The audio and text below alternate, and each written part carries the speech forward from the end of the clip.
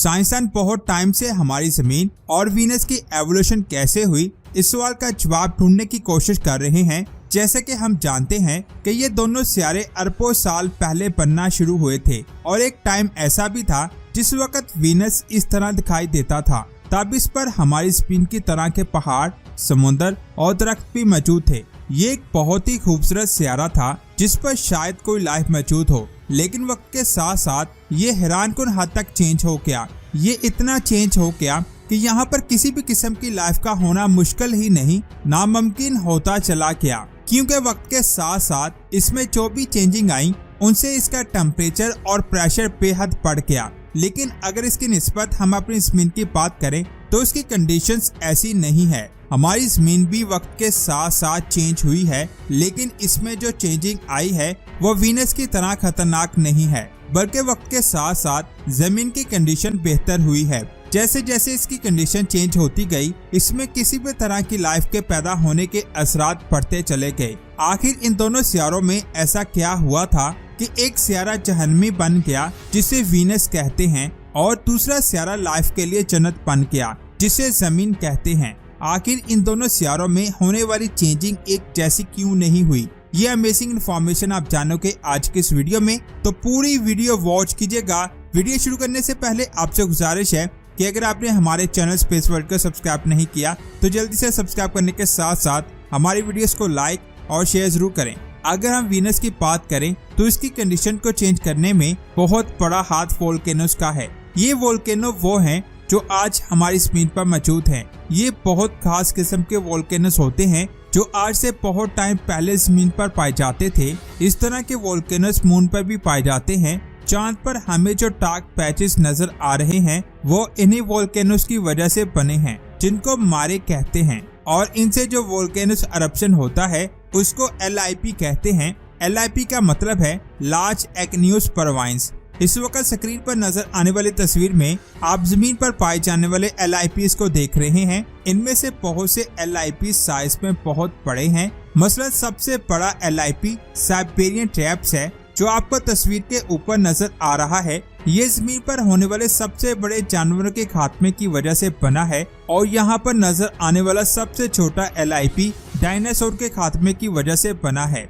और इस वक्त जिस वोल्केनो अरप्शन को आप देख रहे हैं ये जमीन पर पाए जाने वाला सबसे टिपिकल वोल्केनिक अरप्शन है। इसी तरह का एक वोल्केनिक अरप्शन जनवरी 2022 में टोंगा में भी देखा गया था, लेकिन LIP को इमेजिन करना थोड़ा मुश्किल होता है क्योंकि इसके इरप्शन का साइज बहुत ज्यादा बड़ा होता है।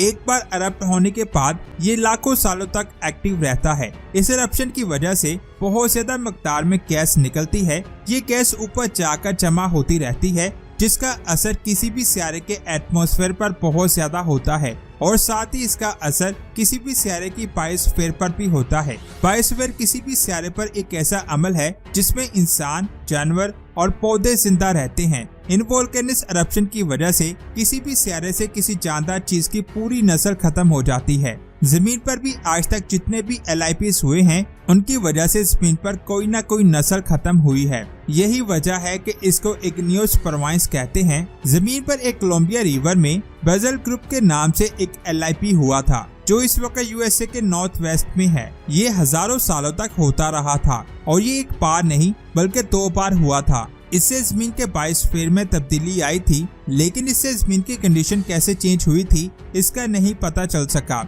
इस एक्टिविटी से जो हॉट स्पॉट इवेंट हुआ था वो आज भी USA में येलोस्टोन वोल्केनो की सूरत में जारी है। इसमें से हॉट स्पॉट थोड़ा सा नॉर्थ ईस्ट की तरफ मूव कर गया है।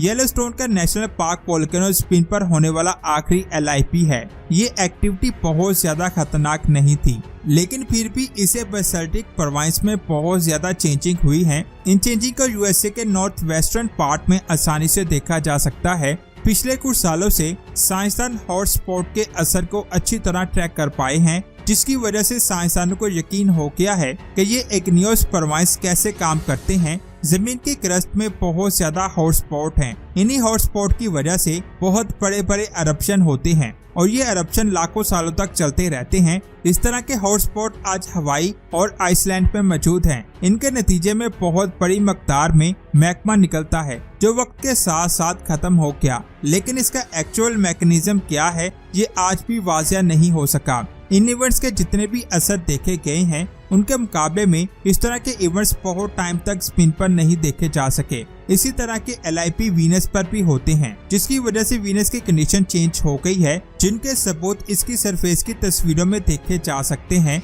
मिसाल के तौर पर मॉस वोल्केनोस जो वीनस पर है, ये वोल्केनो बहुत ज्यादा एरिया पर फैला हुआ है। यहाँ पर बहुत ज्यादा वोल्केनिक eruption हुए हैं जो हजारों सालों तक चलते रहे। आज वीनस की जो हालत है उसकी वजह साइंसदान रनवे ग्रीन हाउस इफेक्ट को कहते हैं। सूरज पर वीनस और अर्थ पर एक जैसे ही वोल्केनिक eruption होते रहते हैं, लेकिन साइंसदान का कहना है कि ऐसा लगता है कि वीनस पर ये वोल्केनिक eruption जमीन की निस्बत ज्यादा हुए हैं और ये बहुत थोड़े थोड़े वक्फे से होते रहते हैं, इसलिए यहाँ पर LIP जमीन की निस्बत ज्यादा देर तक होते रहते हैं। वीनस की कैलकुलेशंस में भी ये देखा गया है कि यहाँ पर वोल्केनिक eruption बहुत ज्यादा हुए हैं और इनका साइज बहुत ज्यादा बड़ा था। जमीन पर पिछले 3 अरब सालों में होने वाले LIP एक दूसरे से बहुत ज्यादा वक्फे पर हुए थे। पिछले 3 अरब सालों में जमीन पर 100 LIPs हुए हैं और ये LIPs 11 मिलियन सालों के वक्फे से होते रहे हैं, जिससे स्पिन की एटमॉस्फेरिक कंडीशन बहुत ज्यादा चेंज होती रही है। लेकिन वीनस पर होने वाले LIPs में डिस्टेंस बहुत कम है, इसीलिए इससे वीनस का माहौल ज्यादा और जल्दी बदल गया। यानी थोड़े थोड़े टाइम के बाद वीनस पर वोल्केनोस फटते रहे, जिससे बहुत ज्यादा गैस खारिज हुई, जिन्होंने इस सियारे के एटमॉस्फेयर को बहुत ज्यादा डेंस कर दिया, जिसकी वजह से ये सियारा आहिस्ता आहिस्ता इनहैबिटेबल होता चला गया। क्योंकि वोल्केनिक eruption की निस्बत वीनस पर जो गैसेस बन रही थी वो सियारे से बाहर निकल नहीं सकती, इसीलिए गैसों का मुसलसल सियारे पर रहने की वजह से इसका एटमॉस्फेयर चेंज हो गया और इसके साथ साथ इसका टेम्परेचर भी बढ़ता गया और इसकी रोटेशन भी कम होती चली गई। और रोटेशन के कम होने की वजह से भी सियारे के एटमॉस्फेयर पर बहुत असर हुआ। वोल्केनिक eruption की वजह से सूरज ने भी वीनस के एटमॉस्फेयर को चेंज करने में कोई कसर नहीं छोड़ी, लेकिन साइंसदान का मानना है कि एटमॉस्फेयर में तब्दीली की असल वजह LIPs है। इन्हीं की वजह से एटमॉस्फेयर में तब्दीली आना शुरू हुई है, जिससे वीनस की कंडीशन पूरी तरह से तब्दील हो गई और आज वीनस एक जहन्नमी सियारा है। लेकिन आज भी वीनस के बारे में ऐसी बहुत सारी चीजें हैं जिनके बारे में हम नहीं जानते। इनके बारे में हमें तब भी पता चलेगा जब हम वीनस पर दोबारा से लैंड करेंगे। और आने वाले सालों में वीनस पर डा विंसी प्लस मिशन लॉन्च होने वाला है, जो हमें वीनस के एटमॉस्फेयर के बारे में बहुत सी नई इंफॉर्मेशन देगा। तो दोस्तों, ये थी आज की शानदार वीडियो। आपको कैसी लगी नीचे कमेंट्स करके जरूर बताएं।